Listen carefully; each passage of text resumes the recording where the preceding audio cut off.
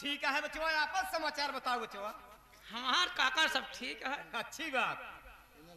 क्या बचवा का देखा था रे?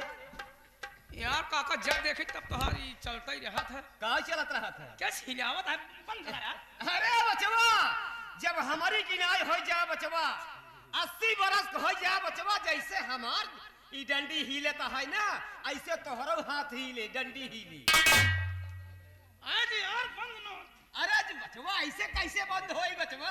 ये हो अरे हे तब ये भगवान बचवा हम तो से हैरान हो गए, अब तोरे समझ में नहीं आवता। हाँ ना अरे बचवा ये बुढ़ाई के शरीर है बचवा। हाँ लौटाने किया जान गया ना। हाँ। देख बचवा सारी बात छोड़, हाँ।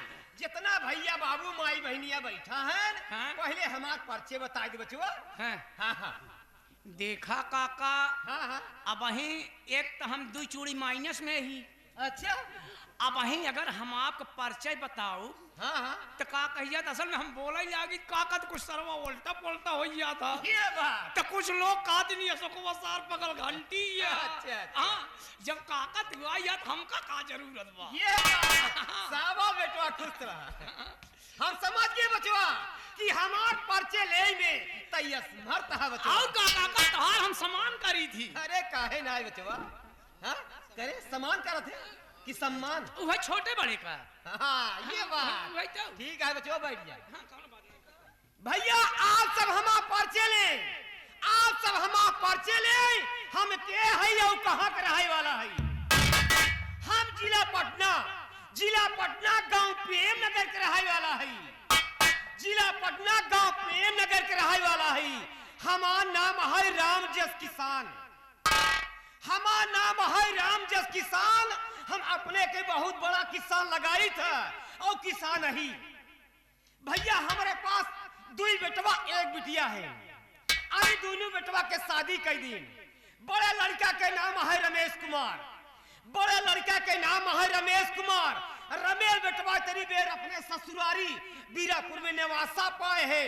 बहुत प्रॉपर्टी बा, कौनो चीज की कमी नहीं है। और छोट लड़का राहुल इतनी बेर जिला प्रयागराज थाना नवाबगंज में पुलिस इंस्पेक्टर की नौकरी करता है। एक बिटिया है जेका नाम रंजना है। अब रंजना बिटिया के शादी नहीं की। हम सोचते ही रंजना बिटिया के शादी कर दे, अपने सर के बोझ हल्का हो जाए। कहा बताई भैया, आज 20 वर्ष के बाद बतावत ही, आज 20 वर्ष के बाद बतावत ही हम रहे 2 भाई। हमरे बड़े भैया के नाम रहा राम जी, लेकिन यह दुनिया में हमरे बड़े भैया जीवित नहीं। हमरे बड़े भैया राम जी खत्म हो गए। उसके बाद 6 महीना के बाद हमरे भाभी रुक्मिणी खत्म हो गई। अपने भाभी के लड़का के सेवन पालन हम करते ही, अपने भाभी के लड़का के सेवन पालन हम करते ही। इतनी बेरू लड़का सयान हो गया बा, जेका नाम है राम जयपाल जहरीला। राम जयपाल जहरीला के साथ घूम टहर के आवत। कहा चाचा हमका 500 रुपया चाहिए, लेकिन ओका बड़वार भाई के लड़का जान के 1000 रुपया अपने जेब से निकाल के दे दे।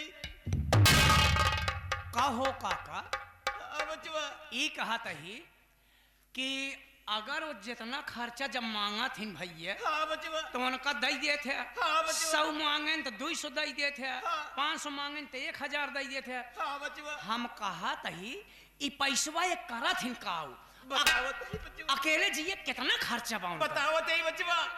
जब हरामी राम जयपाल जहरीला पैसा पा जाते, हाँ, हाँ। जाते जुआ खेलते, जुआ खेलते, शराब पियते, रंडी की कोठे में जाए के मुझे सही बात कहा काका, सही बात कहा। तबई तो परऊ हमका मिले रहे देखे थे ऐसे एकदम रंडिया ही नावत रहे। हाँ यार रंडिया ही ना होती। का हंसता सही। हाँ काका देख बचवा, हाँ? राम राम जयपाल जहरीला से हमार जान उब के बचवा उब के मरे। हाँ काका कर जब कतौ से पी खाई के आवत हरामी घरे में लफड़ा करत का किन जाए काका अगर कुछ वो बहन डटबो बोलब करबे त अपने ही बदनामी बा। हाँ बचवा हाँ उ के आवत रे देख के अरे हो आए के राम जयपाल हट के चले नशा में हां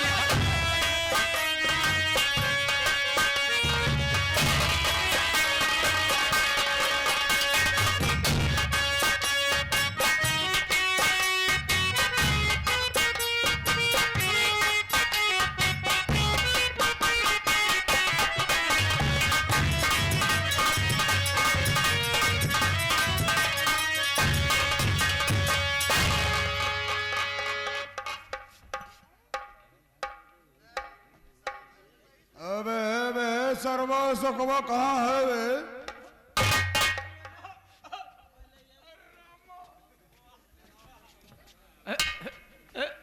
भैया क्या है रे? तो आँखिए तो हर लाल भैया क्या है वे? कुछ ना भैया हम कहते हैं ढेर जिन पिया यार। क्यों रे? अरे ज्यादा नशा हो जाए तो गिर पर बे भाई। साले ये बता बे सकवा हाँ कि चाचा जी कहाँ है बे? चाचा बैठा हैं। क्या? बैठा हैं तू चाचा आगे दारू पिए तो वहाँ पकड़ में बैठा हैं बरामदों में। तो क्या हुआ बे? अरे यार अदब लिहाज करा कुछ। अशोक हाँ चल चाचा जी के पास लिवा कर रे। हाँ चल। अरे यार दरुइया लग चल बे। हाँ हाँ बे ले हमका का है हम लिया चलता ही चल साले। आवा फिर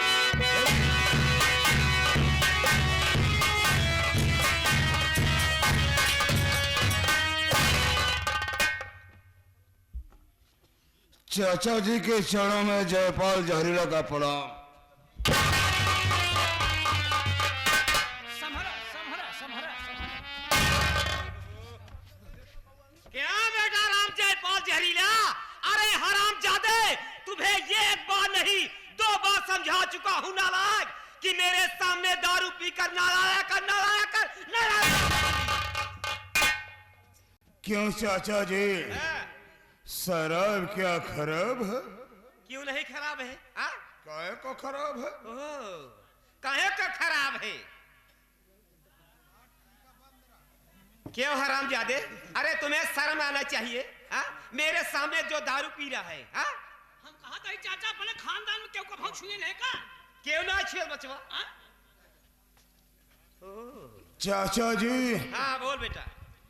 आज मैं आपसे कुछ पूछना चाहता हूँ चाचा जी। जब पी खा के आते हो कुछ जानना चाहते हो और कुछ पूछना चाहते हो। अरे बेटा क्या पूछना चाहते हो? पूछ सकते हो। पूछना यही चाहता हूँ चाचा जी किस घर में सबसे बड़ा लड़का यानी बेटा कौन है? ओह, ये बात हुई। अरे इस घर में सबसे बड़ा लड़का कौन है?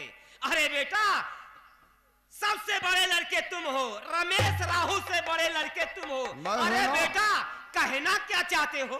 कहना यही चाहता हूँ चाचा जी कि जब सबसे बड़ा बेटा मैं हूँ, मुझसे आपके दोनों बेटे छोटे हैं, तो आप अपने दोनों बेटे की शादी कर दिए, हमारी शादी क्यों नहीं किए चाचा? हाँ अब समझ गए बचवा।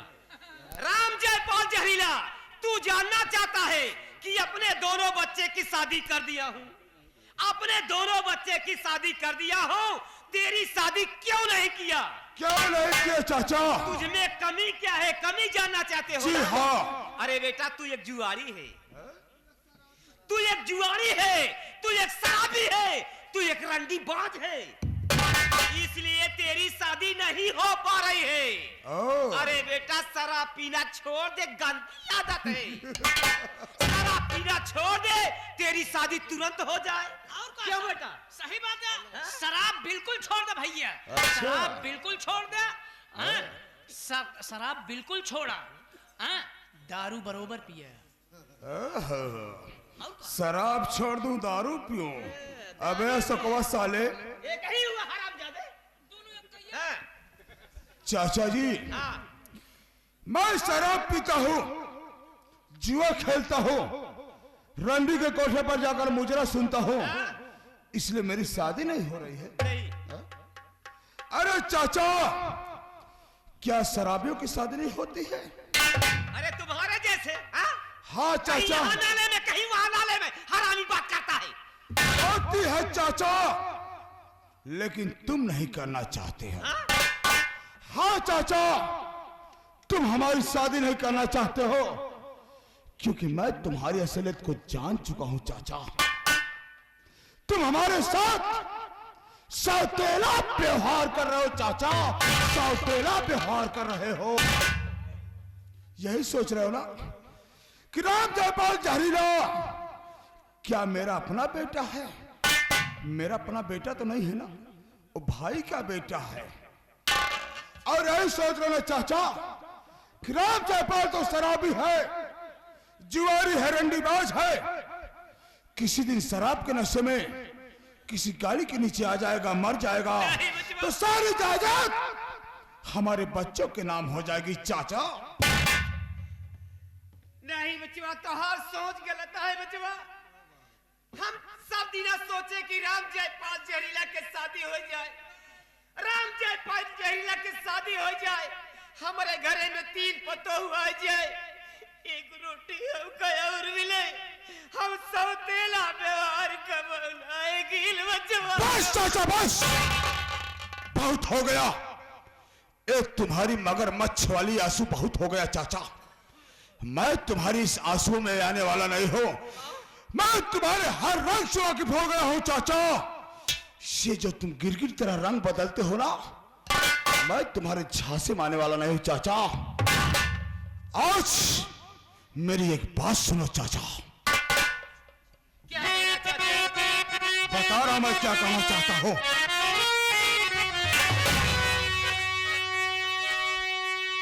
तो बांट दो मेरे हिस्से को चाचा, सुनो बांट दो मेरे।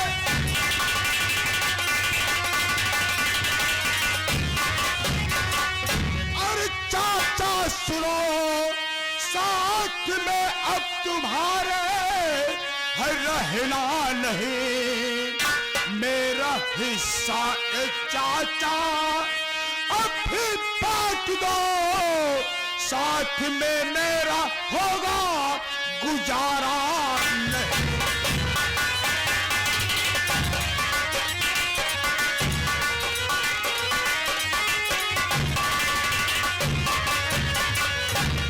हाय चाचा, आप समझ में आ गया। मैं कुछ नहीं जानता हूँ, हमारा हिस्सा बांट दो, मैं तुम्हारे साथ रहना नहीं चाहता हूँ चाचा। अरे बात को सुन हरामी,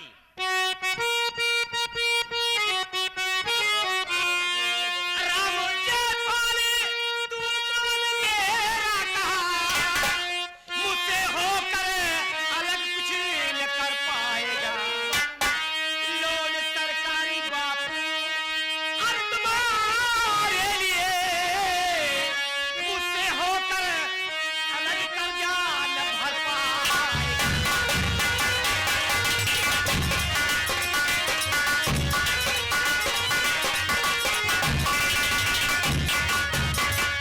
जयपाल जहरीला, अरे हरामजादे, जब मुझसे अलग हो जाएगा तो सरकारी लोन कौन भरेगा रे? मैं अकेला भरूंगा। ओह, तो सरकारी लोन की धमकी दे रहे हो चाचा? और क्या? लेकिन हाँ चाचा, मेरी बात सुनो। तो लोन तुम दोनों भाई ने मिल कर लिया, लोन अकेले तुम्हें चाचा भरना पड़े। राम जयपाल जहरीला अरे लोन भरेगा नहीं, मेरा हिस्सा अलग आज करना पड़े।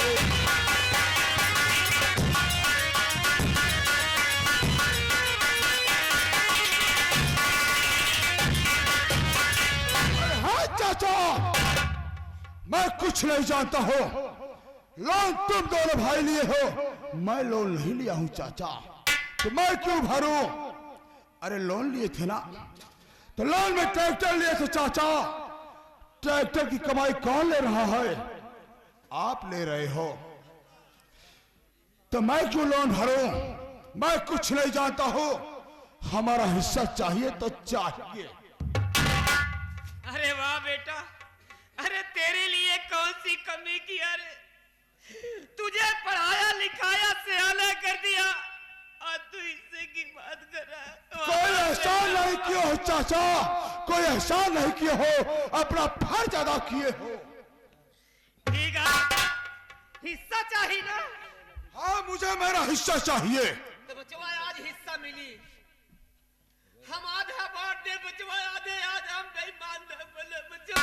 मैं यही चाहता हूँ चाचा कि हमारा हिस्सा अभी आप बांट दीजिए। बचवा हिस्सा मिली, लेकिन पहले का चीज में हिस्सा बटे चाहे एक आज बता दे बचवा।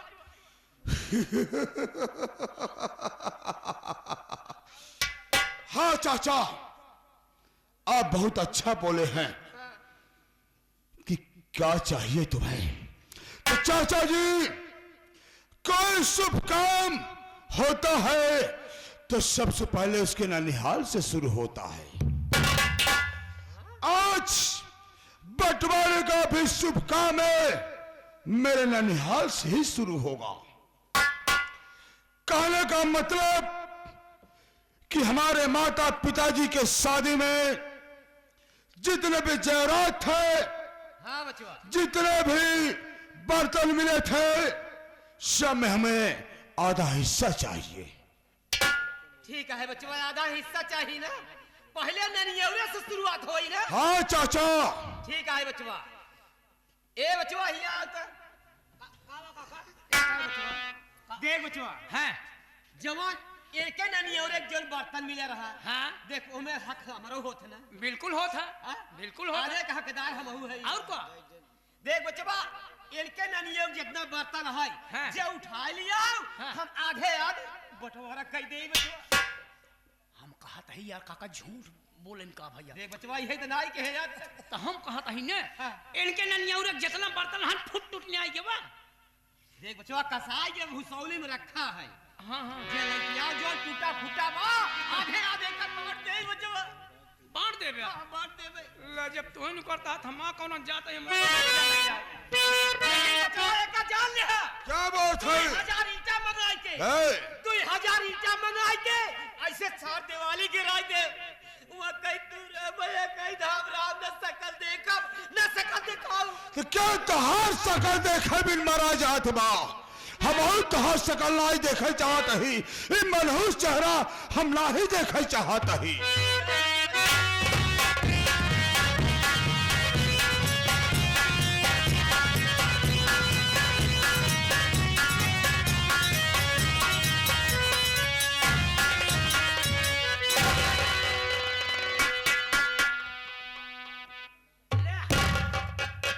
सब बर्तन जितना भुसौली में रहा सब उठा लिया। ए बचवा, सब बर्तन पूरा कुराई देता है। कुराई के 2 भाग लगाओ।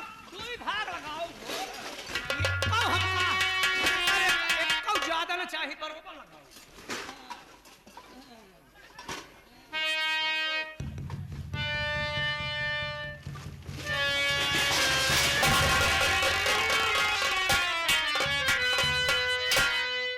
सब सारे कुराई दे।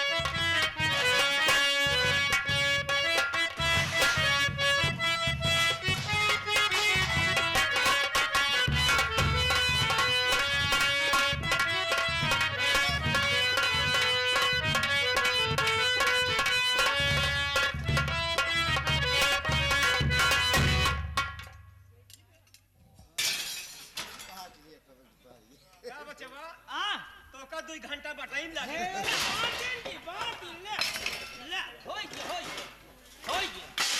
ले कहां के लाई ले बचवा हां का देखी बेलाय के लाई ले भैया अपन जवन मन कहे ले जा हम कहा तही जब बरोबर बांटे ही तो कौन बिरावत बात है। हां सही बात है तू अपने आगे के लाई ले ये बात सही पते वाली बात है क्या ठीक है हां बचवा रखी लाई ले अपने आगे वाला तू लाई ले हम अपने आगे वाला लाई ले और का चल बचवा हमार भर बहुत अच्छा की हां तोहर वाला भर दे किधर हां राहत बचवा हम अपन खुद ही भर ले हां भर हम अपन भर लेता ही घर ज्यादा इधर कम एक ही बोरा बर्तन उला हां लइया बोरा लिया बर्तन भर लिया हां लइया हां लाई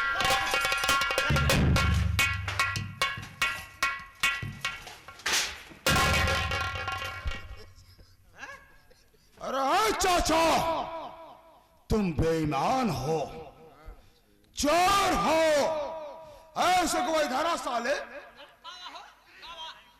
तू भी चाचा के साथ मिल गया है तू भी साले बेईमान हो गया है चोर हो गया है हरामखोर हो गया है ए बता बे हमका धक्का दे दे जरा भी उधर बर्तन ज्यादा है और इधर साले कम बांटा है बहुत ही ईमानदार बंदा है बे। बतावा ले का हो हम कितना पुरान नौकर रही हां रुक जी बचवा हां तो हाय बचवा पता ना होई तोहरे माई के जमाने के नौकर है अच्छा तोहरे बाबू के जमाने के नौकर है ए। ई गलत कहीं ना सकत बाटी ना सकत बर्तन ये गलत किया है चाचा हमारे माई के जमाने के नौकर है हमारे बाबू के जमाने के नौकर है तोहरे जमाने के नौकर है हमारे माई बाबू तो नहीं है यह गनाते तोहरे झूठ मक्कारी में यह सर्वा हिस्सेदार बनी गया हम कहा तही यार विश्वास कैले तोहार माई तोहरे माई के साथे कब हम गलत ना की ऐ साले बहुत मारूंगा काका मतलब कि कोनो मतलब बेईमानी कत हम करबै ना कैसे कहे चाहे उहे कहा तही ठीक है बचवा बर्तन कम होई अगर कम होई तो दे दे चाचा जी अरे हमें और बर्तन चाहिए बना है हां जब जिद्दियां ना हमें और बर्तन चाहिए चाचा और चाहिए ना हम और चाहिए जब घरे में हमसे आना ही बचवा तो तई जिन बोला करना हां काका गलती होई काका हां ठीक है बचवा जा खुश रहा बचवा ला बचवा तो है जे बर्तन कम है तू शौक से कह दे काका बर्तन हमका 2-4 ठीक और दे दे सही और चाहिए बर्तन हमको चाचा जी ठीक है बचवा भौजी के बर्तन बियाहे वाला बर्तन हम कब पटके जाए रे जिंदगी में दाई पटके रहे बचवा हला ले बहुत आराम से रखा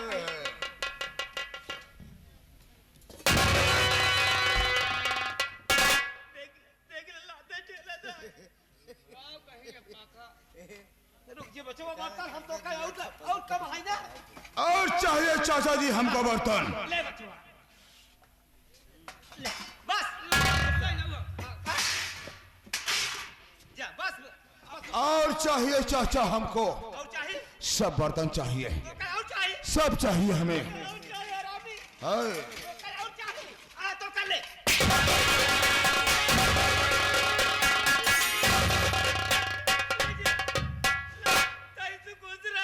अबे है सकवा साले अब तोहार छाती जुड़ान हाँ बे ले लिया उठा बर्तन बोरे में भर साले चल बोरे में भर में अरे राम हो भर साले बहुत जल्दी कर क्या बचवा बहुत जैसे मारूंगा। करता है अपने नए खजी बचवा बदुआ दे रहे हो चाचा जल्दी कर बे उधर है हम बर्तन तो दे दे लेकिन जा बचवा हमारा वायु लेके जिया जा रहा बचवा तुम्हारी आयु लेकर जियो कितना दिन के मेहमान हो चाचा कबर में तो पांव लटक चुका है अच्छा बहुत जल्दी जाओगे भगवान वापस चिंता जिन करा बचवा जब ऐसे पीबा खाबा ना तो हमसे पहले तो हहीं चला जाबा अबे उधर बर्तन है, लाओ उसको साले लाओ उसे लाओ मैं पकड़ता हूँ लाओ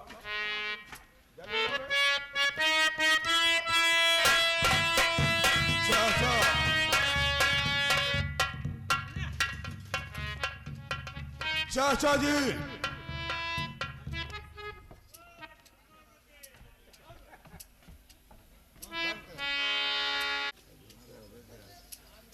बैठ जा, पहले बैठ जा, सब बैठ जा भैया। देख बचवा आ काका सारा बर्तन बांट दिए ना का बाटी पूरा दई दे है दे दिए हम ला जा। बांटे रहे लेकिन बचवा जबरदस्ती कराता है ना ठीक है ले जाए अरे चाचा हाँ बर्तन तो बट गया चाचा, लेकिन अभी जेवरात बाकी है, सब मिल बचवा जमीन जायदाद बाकी है। हाँ हाँ अबे सुखवा तक मेरी शराब की बोतल खत्म हो गई, मैं पी गया। अब मैं यहाँ जा रहा हूँ किसी कबाड़ी के यहाँ, वहां पर मैं बर्तन बेचूंगा, जो पैसा मिलेगा उस पैसे से एक शराब की बोतल खरीदूंगा, अंडा लूंगा, खाऊंगा, शराब पीऊंगा, उसके बाद रंडी के कोठे पर जाऊंगा। वहां से आने के बाद फिर चाचा अपना हिस्सा लूंगा। ठीक है बचवा मैं चल रहा हूँ चाचा, याद रखना बहुत जल्द मैं आऊंगा। जा रहा मैं सको साल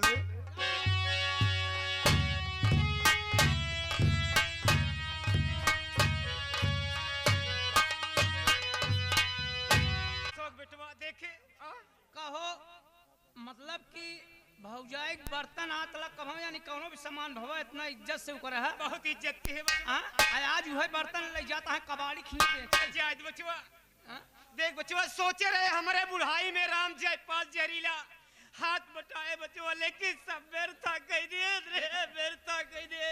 का करबे का अब है अपने दोनों लड़का से केवल एक आकर बताई दे, रमेश राहुल से केवल एक आकर बताई दे कि राम जयपाल जहरीला घर में हिस्सा बटाए से हमका धक्का दिए से हमका मारे से तेरे का इतना मांस न बचे ये दोनों लड़का नोच ले जाए ढाई के इनका टंगड़ी फाड़ गई। हाँ, भैया हरे जान ले तो हम चलते ही आराम करे बचवा यहाँ देखभाल तई के कोनो बात ना काका। ठीक है बचवा, हम चलते ही।